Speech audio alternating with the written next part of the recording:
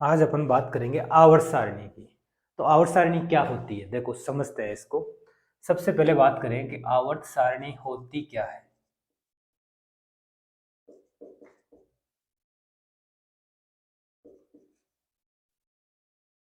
Periodic table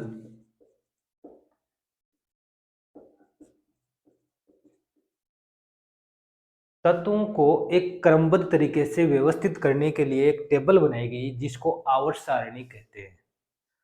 आवर्त सारणी का मतलब ये हुआ कि तत्व जितने भी एलिमेंट्स हैं इनको क्रमबद्ध रूप से व्यवस्थित करने के लिए उनके गुणों के आधार पे या उनकी प्रॉपर्टीज के आधार पे एक टेबल में व्यवस्थित किया गया जिसको अपन क्या कहते हैं, आवर्त सारणी कहते हैं।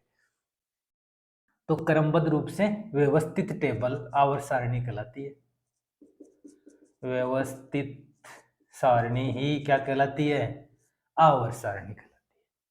आवर्त सारणी की उत्पत्ति कैसे हुई, किस प्रकार से development of the periodic table, कैसे आवर्त सारणी बनी, इसके बारे में देखो। आज बहुत इंटरेस्टिंग पार्ट है कि आवर्त सारणी की उत्पत्ति कैसे हुई।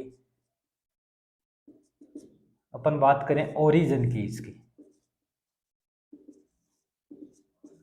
आवर्त सारणी क्या हुआ कि सबसे पहले तत्वों को धातु और अधातु में बांट करके एक टेबल बनाई गई। सर्वप्रथम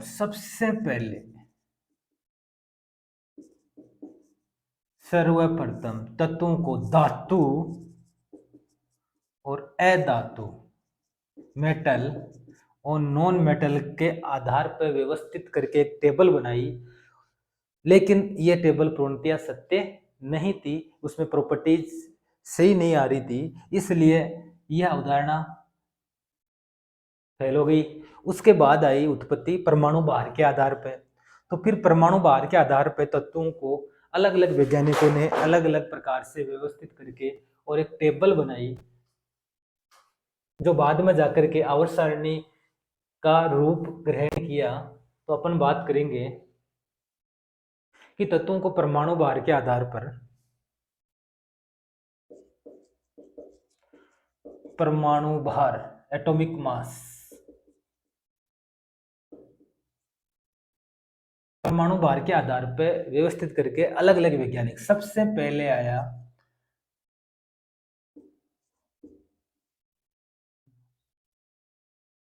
डोबेरिनर। डोबेरिनर का त्रिक नियम।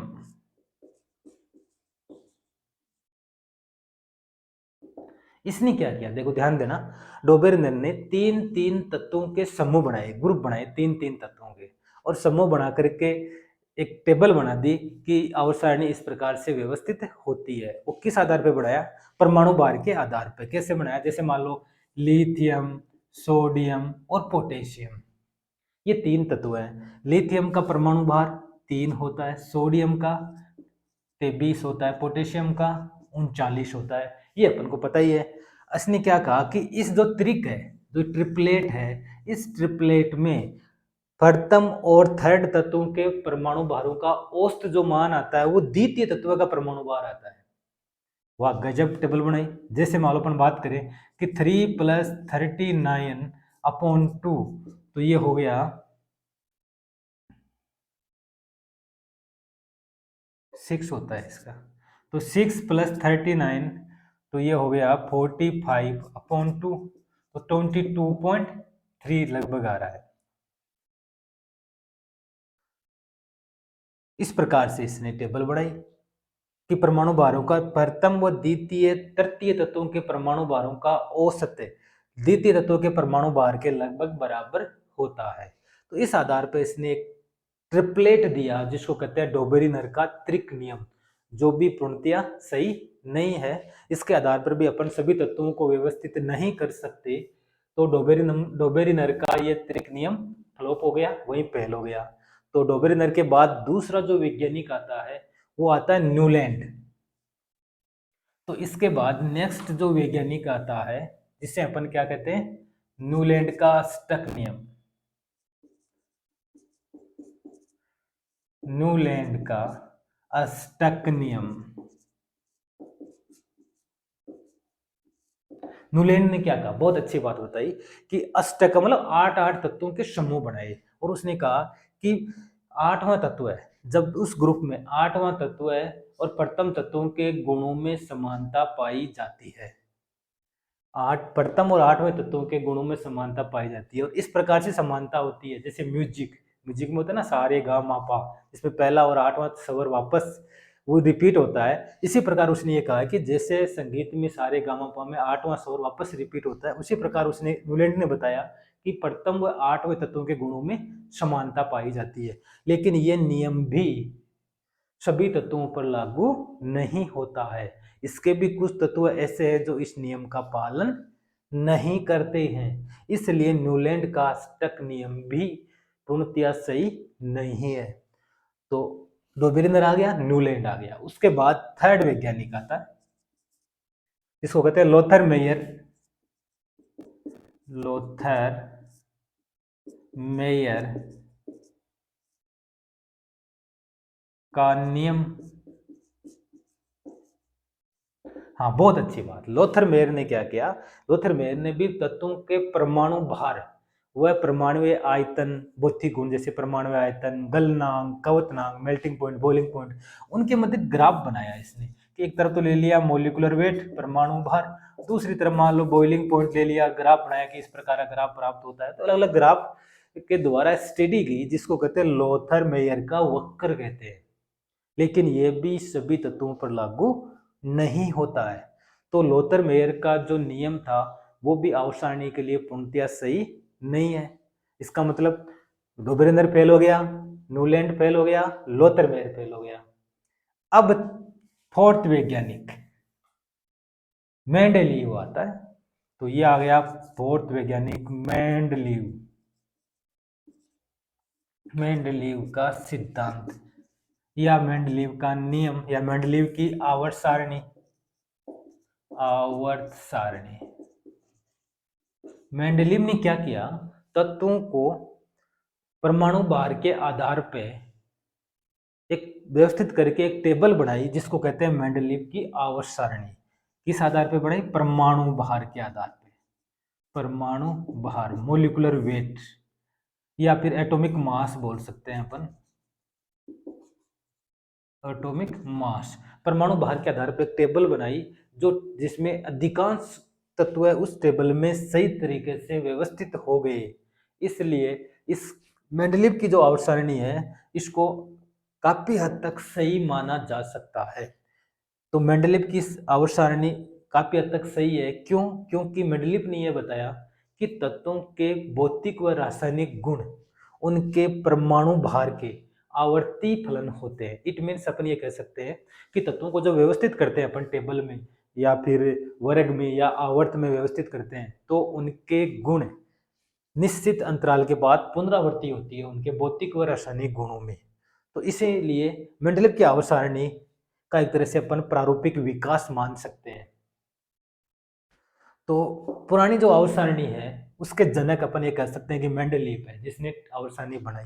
इसने क्या बनाया, 7 आवर्त और 8 वर्ग बनाया आवर्त सारणी में। दूसरी इंपॉर्टेंट बात कि इसने 7 तो बनाए आवर्त पीरियड और 8 वर्ग बनाए इसने मेंडलीव ने। तो मेंडलीव की आवर्त सारणी में 7 आवर्त थे, 8 वर्ग थे। इस प्रकार से उसने एक टेबल व्यवस्थित की, जिसको मेंडलीव की आवर्त सारणी कहते हैं। तो कॉम्पिटिटिव एग्जाम पूछ जाता है।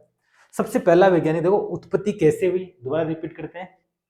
सबसे पहले आवर्त सारणी तत्वों को धातु अधातु के आधार पर व्यवस्थित किया, जो फेल हो गया। उसके बाद में आया उत्पत्ति के बारे में डोबेरिनर, इसने त्रिक नियम दिया, 3 तत्वों के समूह बनाए और एक टेबल बनाई जो कि सही नहीं थी। उसके बाद आया न्यूलैंड का अष्टक नियम। इसने क्या कहा कि पहला तत्व है और 8वां तत्व के गुणों में समानता पाई जाती है, ये भी फेल हो गया। लोथर मेयर ने क्या किया कि भौतिक गुण जैसे परमाणु गलनांक, कवतनांक और परमाणु भार के मध्य ग्राफ बनाया इसने, जो भी सही नहीं था, सभी तत्वों को लागू नहीं होता है।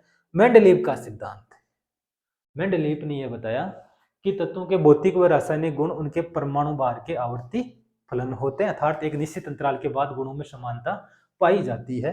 तो काफी हद तक सही थी यह सारणी।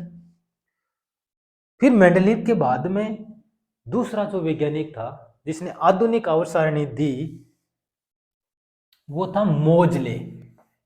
तो लास्ट के अंदर मोजले ने मौज ले ली, जिसको कहते हैं आधुनिक आवर्त सारणी के जनक, father of modern periodic table. Moseley Moseley इसी का दोस्त था मेंडलीव का काम देख रहा था। उसने लगा कि यार ठीक है, मेंडलीव ने ये काम कर लिया तो मैं कैसे इसको और अच्छे से व्यवस्थित करूं कि कोई त्रुटि नहीं रहे। तो मोजले ने मेंडलीव की आवर्त सारणी को ही एक नया रूप व्यवस्थित करके दे दिया।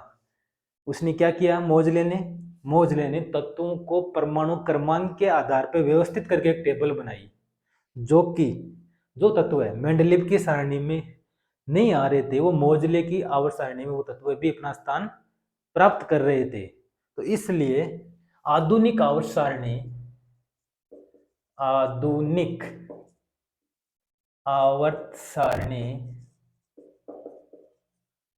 आधुनिक आवर्त सारणी ये दी किसने, गिवन बाय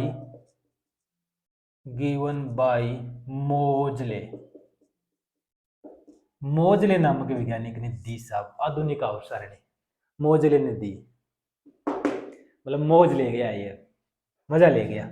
अब बात करें अपन आधुनिक आवर्त सारणी, इसने क्या बताया कि तत्वों के भौतिक व रासायनिक गुणधर्म उनके परमाणु क्रमांक के आवर्ती फलन होते हैं।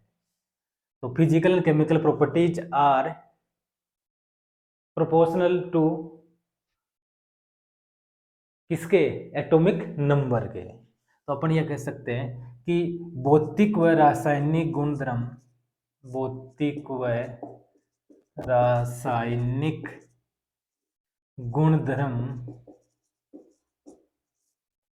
तत्वों के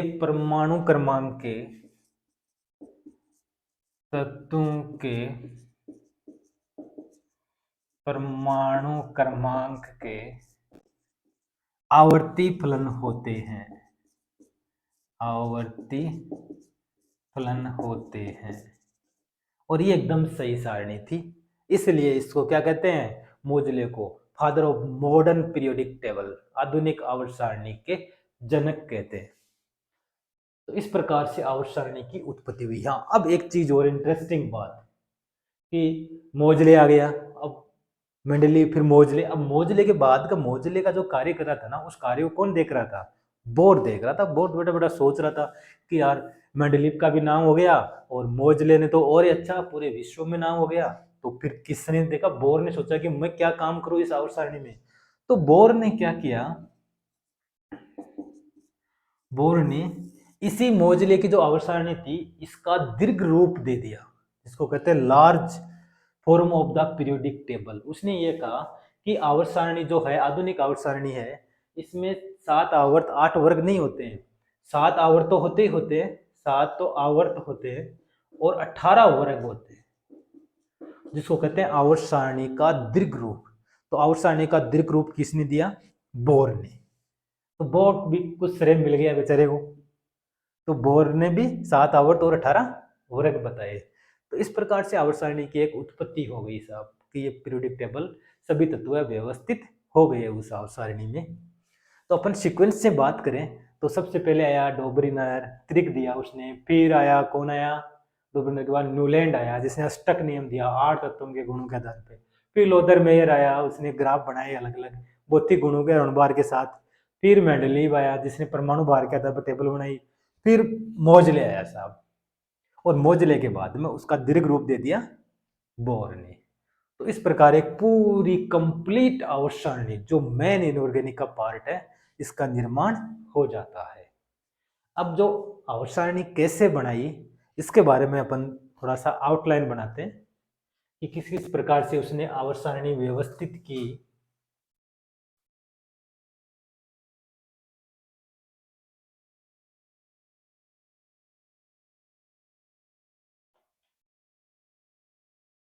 तो देखो, बात करें कि इसने क्या किया, 7 आवर्त, 7 तो क्या बनाए, आवर्त बनाए और 18 बनाए वर्ग बनाए। तो अपन बात करें 7 तो आवर्त की और 18 वर्ग की। किस प्रकार से, पहला आवर्त, दूसरा, तीसरा, चौथा, पांचवा, छठा और 7, ये 7 तो आवर्त हो गए और 18 वर्ग हो गए। इसमें 18 है वर्ग।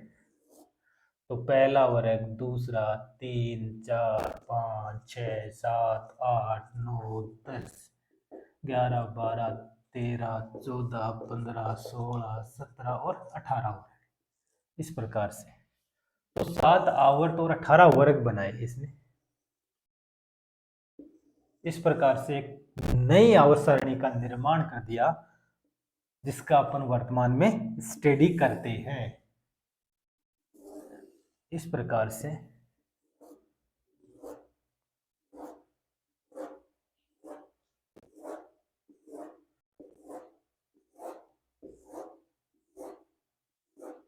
तो ये 13, 15वां वर्ग, 16 वर्ग, 17 वर्ग और 18 वर्ग। इस प्रकार से इसने 7 आवर्त 18 वर्ग। अब कौन से आवर्त में कौन सा तत्व है, कौन से वर्ग में कौन सा तत्व है, इन सब की स्टडी अपन नेक्स्ट वीडियो में करेंगे डिटेल से।